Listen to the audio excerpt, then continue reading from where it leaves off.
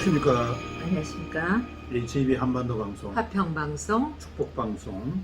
오늘은 뭉칫돈이 난리 그렇죠. 라는 제목으로, 뭐 제목이 될 건 없습니다. 지금 공문 유출 관련 의심으로 이화영 부인 검찰 수차례 출석 통보를 받고 있어요. 네. 그거에 대해서 우리가 토론을 또 이야기를 좀 나눠보도록 하겠습니다. 네. 검찰이 이화영 전 경기도 평화부지사의 부인에게 여러 차례 출석을 통보한 것으로 알려지고 있습니다. 네, 그렇습니다. MBN 등 많은 그 신문사들이, 언론들이 이 취재를 종합해 보면 수원지검은 이 전 지사의 부인 백모 씨가 경기도청 공문을 더불어민주당 측에 유출한 과정에 관여한 것으로 의심하고 있는 것으로 전해지고 있습니다. 네. 이전 부지사 측 관계자는 검찰에서 경기도청 공문 유출 건과 관련해서 백 씨의 출석을 최소 5차례 이상 요구한 것으로 알고 있다고 언급했습니다.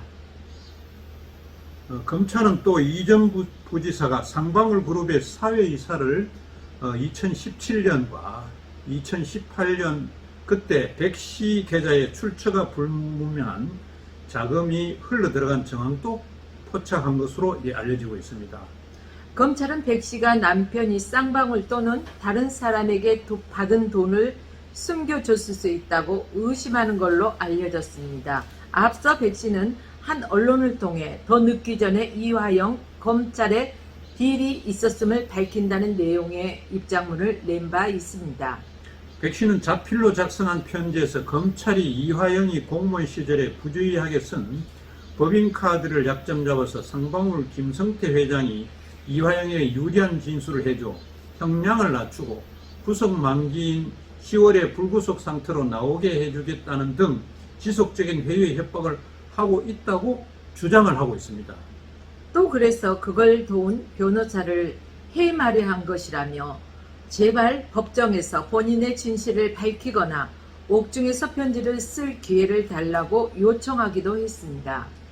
이에 대해 수원지검 측은 검찰은 원칙대로 증거와 법리에 따라서만 혐의를 수사하고 재판에 임하고 있다며 30여 년 이상 민주당 국회의원 보좌관, 국회의원, 경기도 부지사, 킨텍스 사장 등 정치 경력을 가진 이전 부지사를 상대로 소위 회유 주장은 거론할 가치가 없다고 반박을 했습니다. 네.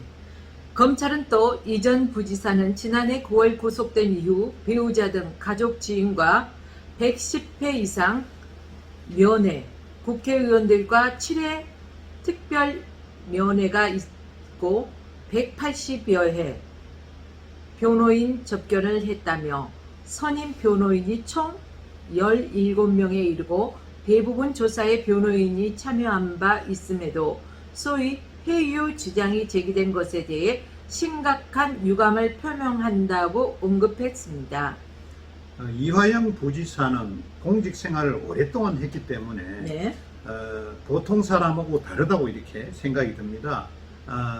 뭐 누가 이야기한다고 해서 이 생각을 바꾸거나 네. 또 검찰이 이야기한다고 회유당하거나 그런 인물은 아니라고 생각합니다. 그럼에도 이화영 부인인 백 씨가 법정에서 정신 차려라 이런 이야기를 했습니다. 네네. 왜냐하면 이화영이가 아마 다른 길로 나가고 있기 때문에 보다 못해 아마 부인이 그렇게 소리쳤을 거라 이렇게 생각이 들고요. 네네. 또 그리고 공문서 이 부분을 그 해당 경기도 국장한테 받아갖고 민주당한테 넘긴 이 부분 때문에 검찰이 계속 불러들였음에도 불구하고 아프다는 그런 이유를 들어서 뭐 무릎 수술인지 무슨 그런 병이 좀 있었던 모양인데 예. 그거를 들어서 계속 검찰에 출석하지 않았던 것입니다. 예. 그런데다가 또 계좌에 돈 문제가 터졌기 때문에 이거를 그냥 뭐 두고 넘어갈 수 없는 그런 입장으로 지금 뭉치돈이 백씨 계좌에 흘러들었기 때문에 네.